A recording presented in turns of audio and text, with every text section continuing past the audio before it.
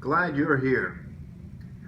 I have a very common question. It's not really a complaint.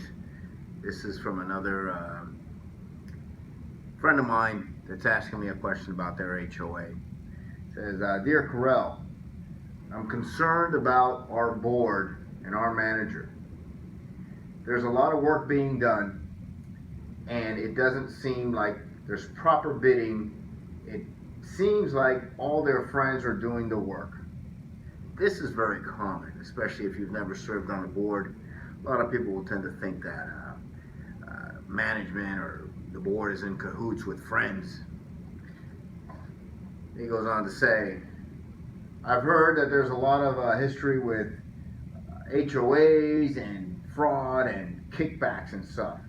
What should we do? How do we go about finding out the truth? Again, very common. You can Google HOA, you can see all the slander and all the bad blood out there between HOAs and condo commandos and stuff. So, what do? Well, you ask. How do you ask? You write. You write to your board, you write to the management company, but really you write to the board. Ask them for documentation, ask them questions. How's the process going? Let's say, for example, it's a construction, an improvement.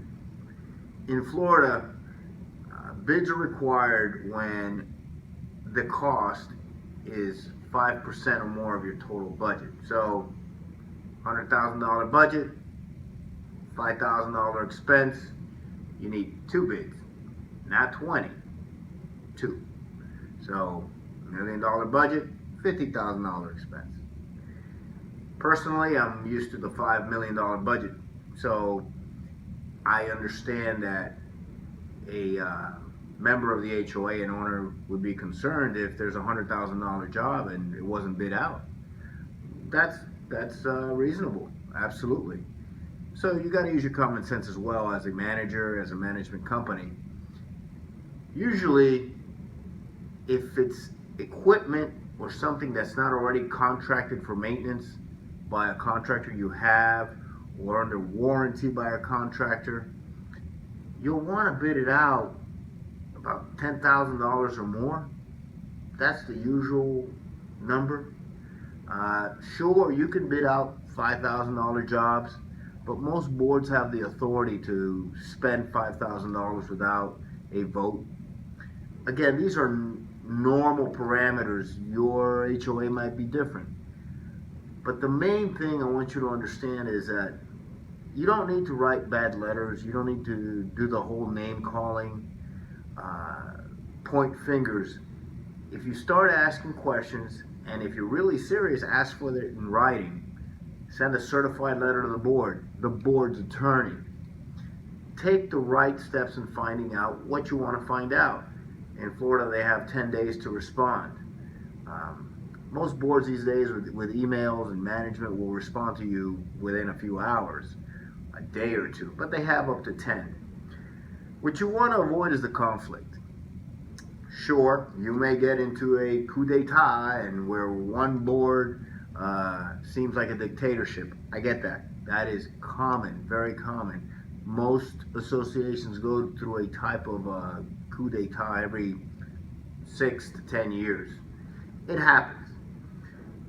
But if you're going to be the one trying to find out the information or the one that's going to be the activist starting the movement, you'll want to document, you want to take the right steps. No name calling, no screaming, no disaster at a board meeting. Write your request, write it to the attorney, send it certified. You can call the DBPR, get them involved.